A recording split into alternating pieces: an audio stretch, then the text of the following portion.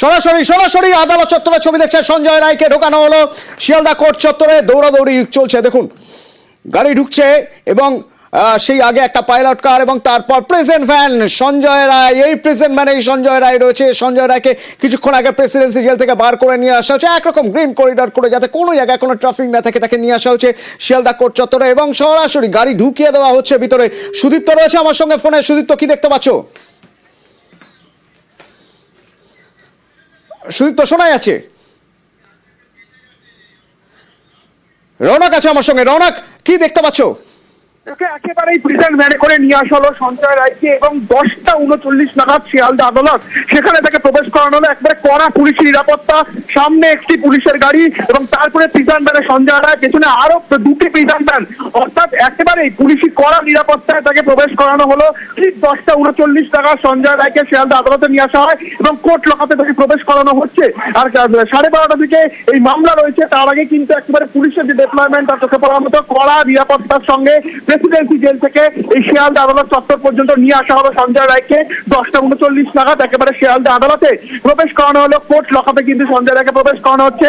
সামনে পুলিশের একটি গাড়ি, তার পেছনে প্রিজন ভ্যান এবং তার পেছনে আরো দুটি প্রিজন ভ্যান। একেবারে যে কনভয়, সেই কনভয় করেই কিন্তু প্রেসিডেন্সি জেল থেকে এই শিয়ালদা আদালত পর্যন্ত নিয়ে আসা হলো তাকে।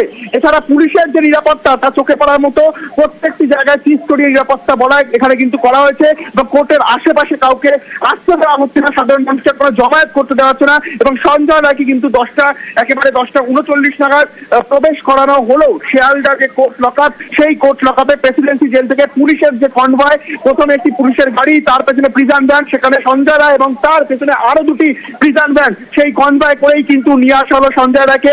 কলকাতা পুলিশের র্যাপিড অ্যাকশন পোস্ট কিন্তু সেখানে রয়েছে, অর্থাৎ যাতে কোনো রকম ভাবে অপ্রীতিকর কোনো ঘটনা না ঘটে সেই কারণেই কিন্তু এরকম নিরাপত্তার আত্মসাতে একটা বলয় দেখা গেল। এবং 10:39 নাগাদ একেবারে সঞ্জয় রায়কে যে শিয়ালদা আদালতের কোর্ট লকআপ, সেই কোর্ট লকআপে প্রবেশ করানো হলো এবং কড়া নিরাপত্তার সঙ্গেই কিন্তু তাকে প্রবেশ করানো হলো।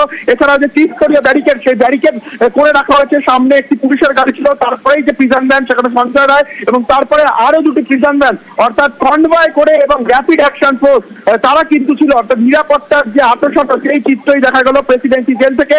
একেবারে 10:39 নাগাদ শিয়ালদা আদালতের যে 10:39 নাগাদ 4 মিনিট হয়ে গেছে শিয়ালদা কোর্ট চত্বরে সঞ্জয় রায়। অপেক্ষা করতে হবে তাকে। সাজা কি, সেই সাজা শোনানো হবে 12:30টার পর। ততক্ষণ অপেক্ষা করতে হবে। তার মাঝে অবশ্য সঞ্জয় রায় সুযোগ পাবে তার নিজ বক্তব্য জানানোর।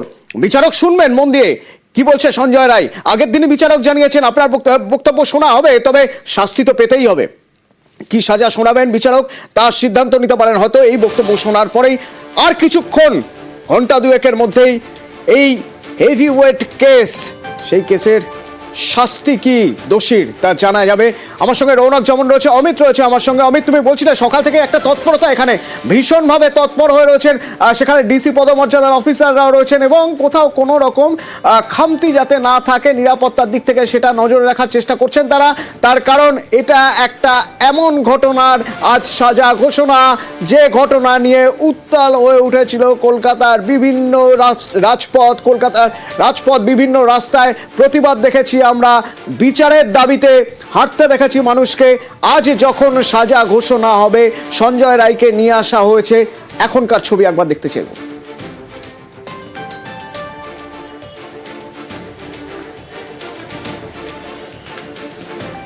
অমিত, শুনতে পাচ্ছ?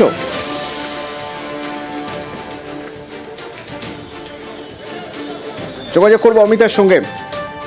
কিছুক্ষণ আগের ছবি আপনাদের আরেকবার দেখিয়ে রাখি। দুটো ছবি দেখছেন পাশাপাশি। প্রথম ছবি একদম আপনার স্ক্রিনের একদিকে, সকাল 10:21, যে সময় বার করা হচ্ছে সঞ্জয় রায়কে প্রেসিডেন্সি জেল থেকে।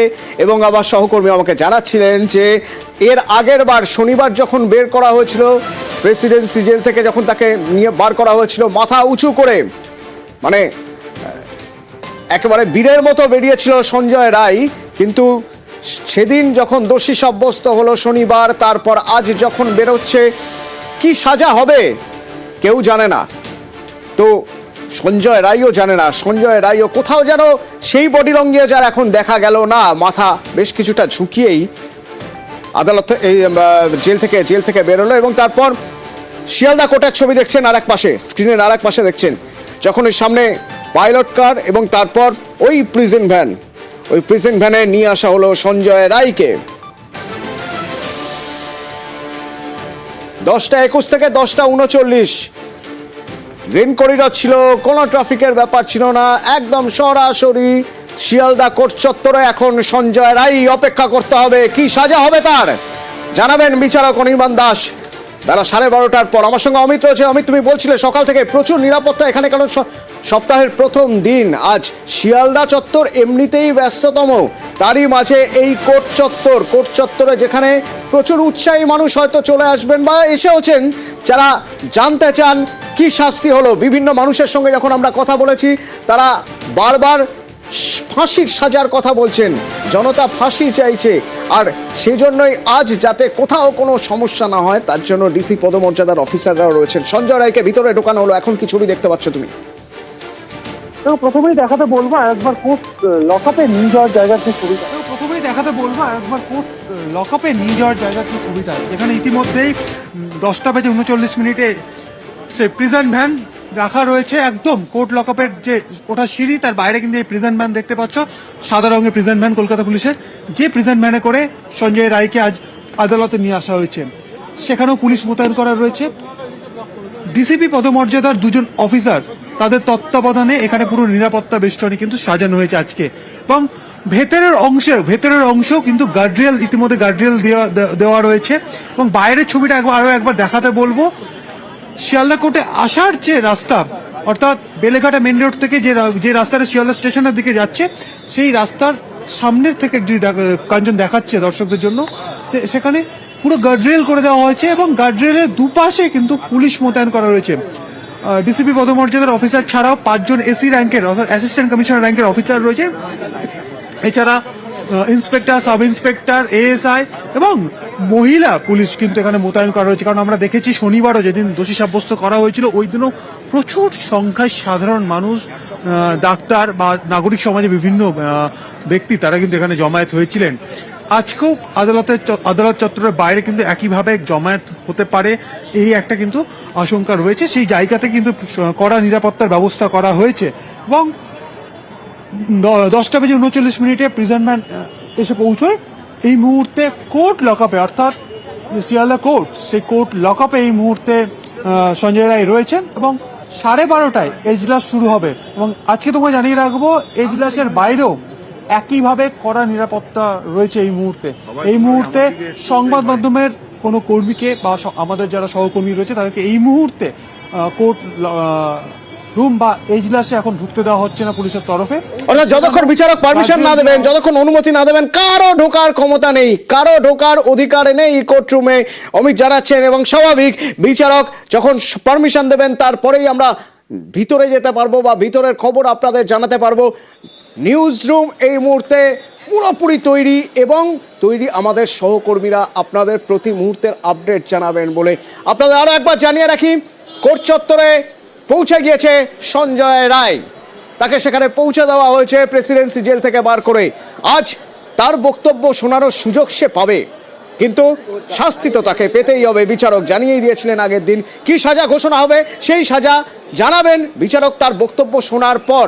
তো কোর্ট চত্বরে আজ প্রচুর উৎসাহী মানুষের ভিড় হবে।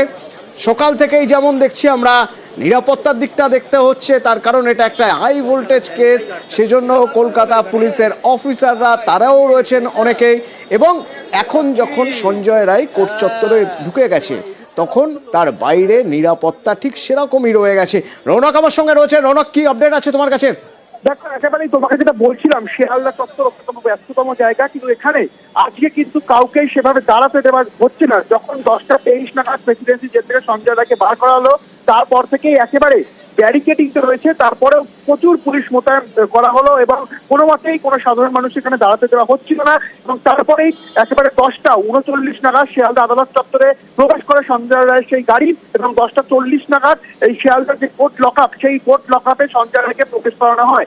এখনো তুমি যে চিত্রটা দেখো, কড়া পুলিশ নিরাপত্তা, ত্রিস্তরীয় ব্যারিকেড এবং প্রচুর পুলিশ বাহিনী মোতায়েন করা হয়েছে। একেবারে যে শিয়ালদা মোড় থেকে কিন্তু একেবারে এই শিয়ালদা কোর্ট চত্বর পর্যন্ত সারিবদ্ধভাবে পুলিশ কর্মীরা দাঁড়িয়েছিলেন, যাতে কোনো রকম ভাবেই কোনো অপ্রীতিকর পরিস্থিতি তৈরি না হয়। এবং এখনো সেই অর্থেই কিন্তু পুলিশ বাহিনীতে একবারে ছড়াছড়ি এবং কড়া নিরাপত্তার বেষ্টনীতে ঘিরে রাখা হয়েছে এই শিয়ালদা আদালত চত্বর। একেবারে প্রেসিডেন্সি জেল থেকে 10টা 23 নাগাদ সঞ্জয় রায় বেরোয় এবং এখানে 10টা 39 নাগাদ অর্থাৎ 16 মিনিটে প্রেসিডেন্সি জেল থেকে এই শিয়ালদা আদালতে কিন্তু সঞ্জয় রায়ের গাড়ি ঢোকে। সামনের দিকে একটি পুলিশের গাড়ি ছিল, তারপরেই ছিল সঞ্জয় রায়ের গাড়ি এবং তারপরে ছিল প্রিজন ভ্যান এবং তারও পেছনে দুটি অর্থাৎ মোট 3টি প্রিজন ভ্যান এবং র্যাপিড অ্যাকশন ফোর্স কড়া নিরাপত্তার বেষ্টনীতে নিয়ে আসা হয় তাকে। এবং এখনো শিয়ালদা আদালতের বাইরে প্রচুর পুলিশ কর্মী মোতায়েন করা হয়েছে। সাধারণ মানুষকে কিন্তু আদালতের সামনে ভিড় জমাতে দিচ্ছেন না তারা, সারিবদ্ধভাবে কিন্তু একেবারে শিয়ালদার যে মোড় সেখান থেকে আদালত পর্যন্ত পুলিশ কর্মীরা দাঁড়িয়েছিলেন যাতে কোনো রকম ভাবেই এই সময়টুকুতে কোনো অপ্রীতিকর পরিস্থিতি তৈরি না হয়। এবং কড়া নিরাপত্তার বেষ্টনীতে এখনো ঘিরে রাখা হয়েছে শিয়ালদা আদালতকে। 10টা 40 নাগাদ সঞ্জয় রায় কোর্ট লকআপে প্রবেশ করে। অতনু, ধন্যবাদ। খুব স্বাভাবিকভাবে এই আজ কোর্ট চত্বরে প্রচুর ভিড় হবে, কারণ মানুষ জানতে চাইছেন সাজা কি হবে সঞ্জয় রায়ের। এরকম ঘৃণ্য জঘন্য অপরাধের পর তার কি সাজা হয়। যে তিনটি ধারায় দোষী সাব্যস্ত হয়েছে সঞ্জয় রায়, সেই 3টি ধারায় সর্বোচ্চ শাস্তি হিসেবে মৃত্যুদণ্ড বলা হয়েছে, না হলে আমৃত্যু কারাদণ্ড। এবার বিচারক কি সিদ্ধান্ত নেন, বিচারক কোন সাজা শোনান আজ, তা জানার জন্য সবাই অপেক্ষা করে রয়েছেন। কারণ মানুষের মধ্যে ক্ষোভ, যে ক্ষোভ সেই অগাস্ট থেকে ক্ষোভ একের পর এক দানা বাঁধছে যে এই ধরনের ঘৃণ্য কাজ করার শাস্তি একমাত্র মৃত্যুই হতে পারে মানুষ মনে করছেন। কারণ বিভিন্ন সমাজের বিভিন্ন স্তরের মানুষের সঙ্গে আমরা বারবার যখন কথা বলছি, আমরা দেখছি জনতা দোষীর ফাঁসির সাজা চাইছে, জনতা চাইছে মৃত্যুদণ্ড। তারা বলছেন এমন এক দৃষ্টান্তমূলক শাস্তি হোক যাতে ভবিষ্যতে এ ধরনের কাজ করার কথা কেউ দুবার ভাবে। আর আজও সেই জন্যই প্রচুর মানুষ অপেক্ষায় দাঁড়িয়ে রয়েছেন সে কোর্ট চত্বরে। আরও কিছুক্ষণের মধ্যেই ভিড় আরও বাড়বে, তারা জানতে চান কোর্টের ভিতর থেকে কি খবর আসছে।